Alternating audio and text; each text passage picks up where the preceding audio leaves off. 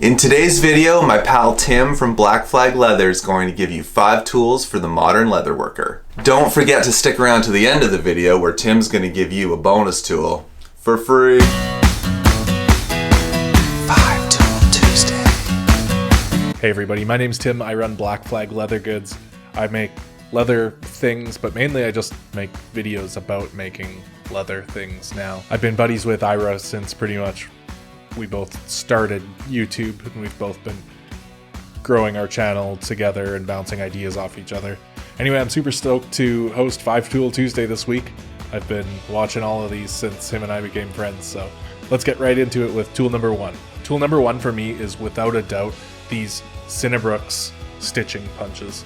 These things are absolutely amazing. I started out like most leather workers with these little Amazon diamond stitching chisel things, and these are a huge pain to get out of the leather, but they do the trick. I then upgraded to a cheaper version of a stitching punch that honestly I broke most of the teeth on, and they're just crappy. Moving up to these is still probably the best upgrade I've ever made for my shop. Right from the start, it made my work just more streamlined. You punch it in and you can pull it straight out. It was super easy. Well worth the money to spend on the expensive stitching punches. I know that it seems like a weird thing to want to spend that much money on. They are expensive, but they are worth absolutely every penny. Moving on. So tool number 2 is going to be my 3D printer. Now, why is a 3D printer important for a leather worker?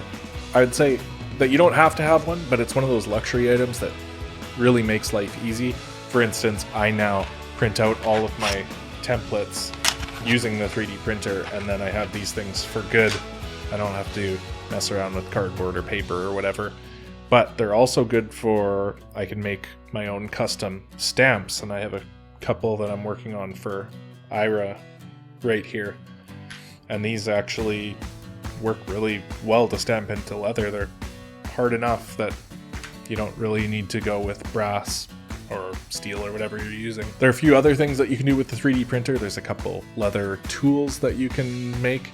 I haven't made any of those yet. I am working on a video kind of exploring the 3D printer applications in leatherwork, but I haven't really explored it all yet. But just for making templates and stamps alone, it's game changing. Number 3. This is a power burnisher that I got off of Amazon, and it is really good value for what you pay for it. I think I paid $135 US, and man, this thing's awesome. If you're doing a lot of sanding and burnishing, this speeds up the process huge, and it does have both a sanding and burnishing side. The sanding side only gets down to about 120 grit, or the lowest grit sanding sleeves that I've come across. So I kind of do this to even out all my layers, and then I sand by hand. But the burnishing side is where this thing really pays for itself. It's so fast if you're doing something like a belt or anything with a huge long edge that you need to burnish. It's amazing. Tool number 4. Tool number 4 is also kind of a weird one, so bear with me. I got this trick from a very good leather worker that I met on Instagram named Icky Leather. Great guy, does amazing work. But he got me onto these grog markers. What they are is it's just a plastic tube. It has a felt tip. You can fill it with something and you squeeze it and it comes out just like a marker. So what Icky does is he fills his with a mixture of toconol and water, and what you get is a really convenient way of spreading your toconol on the edges before you burnish it. And because it's cut with water, it kind of skips the step where you would rub water on the edge and burnish without the toconol. It's all in one. I find that this stuff with a canvas cloth to burn, actually I'll get it. Bonus tool. One of these. Use this, burnish with this.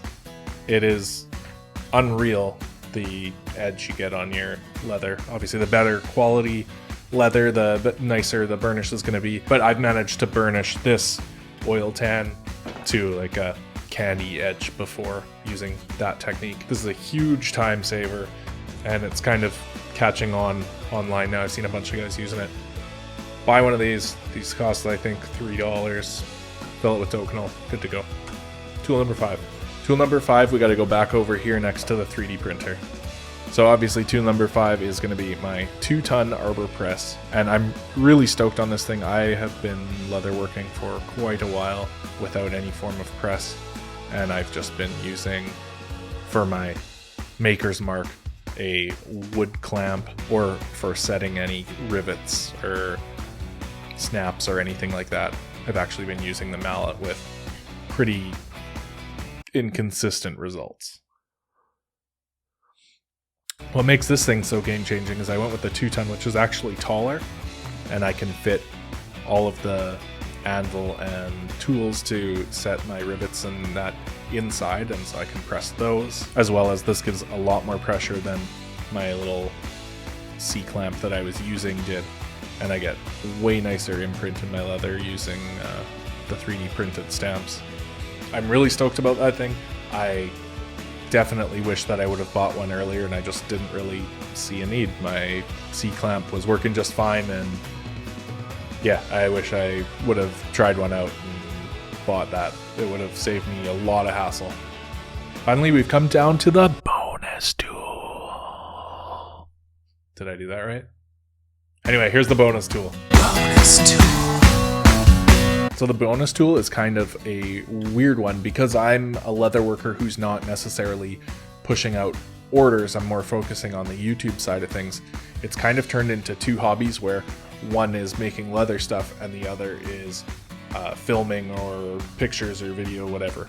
So because of that, my shop is kind of half leather shop, half studio to record stuff, if that makes sense. Either way, I'm down in a really dark basement and I've struggled with having no light down here since I started. So I finally invested in a big giant studio light over here, and I can show you how bright this thing is. That's the difference. And that's at 40%. If I turn this thing on 100%, it's like daylight down here. It is game changing. I bought this just really to shoot pictures and videos, and this has turned into one of my work lights. I have a little switch that I flip on when I come in here, and this comes on with the rest of the lights. It is amazing. You really appreciate being able to see when you've been working in low light conditions for so long, and I'm sure it was probably horrible for my eyes, but absolutely one of my best tools in the shop.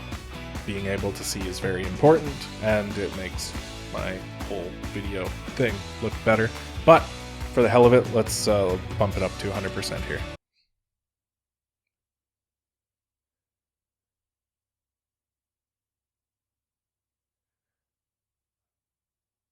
Oh god, that is bright. I don't know if the camera would have...